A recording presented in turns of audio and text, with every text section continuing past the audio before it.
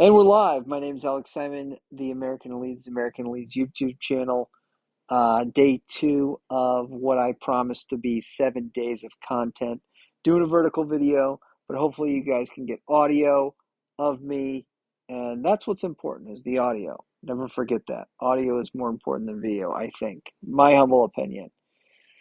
I wanted to do a quick whole preview. I actually was trying to do this as kind of maybe a short, but it wasn't working. There was too much up here. Too much too many smarts. Whole city today. Today will be today for you. Tomorrow for me. Um, at their ground in the MVM Stadium, I believe. I've been watched a little Hull City tape. I think that they are well set up, well organized. They will be very difficult to break down. Um, that's not to say that they're going to play a low block, but when you look at the Leicester City tape, they played without possession, scored early, and then just were well organized. They defended as a team. It was really, I thought that was really good football that they played against Leicester City. And then you look at Coventry. Coventry, they seem to dominate the possession. So they got some ballers over there. And again, just well organized, well coached. I think you're seeing maybe a team hit mid stride a little bit. Maybe I don't know if it's early, but they're certainly ahead of us in terms of that cohesiveness. But we got some players too.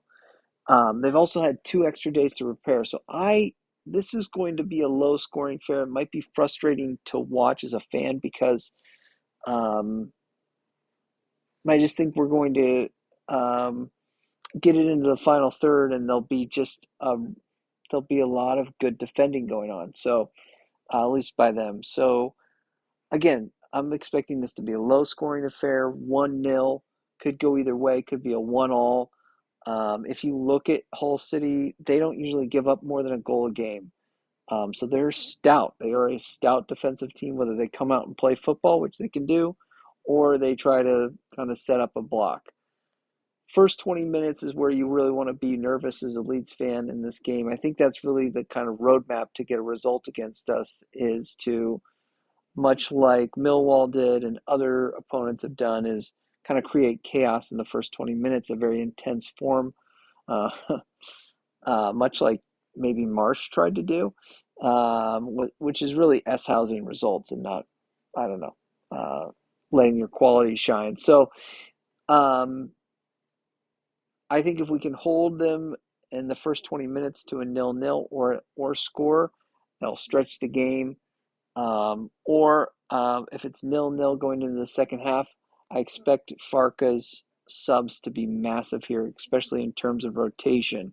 I'm not expecting many changes from the starting 11. Farka came out and said, you know, I don't like to do many changes. So if everybody's healthy and available, even somebody like Eddie Gray, I am expecting him to play.